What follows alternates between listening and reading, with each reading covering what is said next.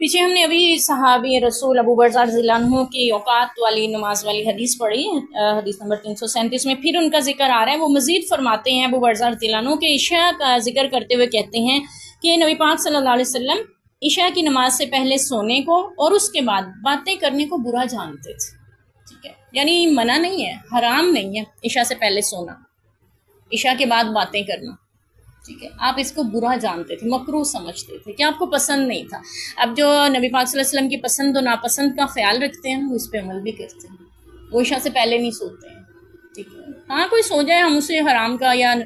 گناہ کا فتویٰ اس پہ نہیں لگا سکتے، لیکن نبی پاک کو ذاتی طور پہ یہ چیز پسند نہیں تھی کہ عشاء سے پہلے سویا جائے۔ ہم ایک حدیث میں وہ بھی پڑھتے ہیں، آپ صلی اللہ علیہ وسلم ابوبکر صدیق رضی اللہ عنہ کے ساتھ مسجد نبوی میں کسی معاملات پہ بحث فرما رہے تھے، یعنی بات چیت کر رہے تھے، مشورہ لے رہے تھے، تو دیر ہو گئی، صحابہ کرام جو نماز عشاء کی پڑھنے آئے تھے وہ تھک کر اونگنے لگے، یہاں تک کہ مسجد میں ہی لیٹ گئے اور سونے لگے۔ آپ نے ان کو نہیں جگایا کہ اٹھو کیوں سو رہے ہو عشاء سے پہلے، ٹھیک ہے، آپ نے ایسا نہیں فرمایا۔ یعنی اگر کوئی سو گیا تو آپ نے اس کو نہیں ڈانٹا، نہ منع کیا، تو اس سے یہ پتہ چلا ہے کہ اگر کسی کو نیند آ رہی ہے وہ سو سکتا ہے، لیکن کوشش کرے کہ عشاء سے پہلے مت سوئے،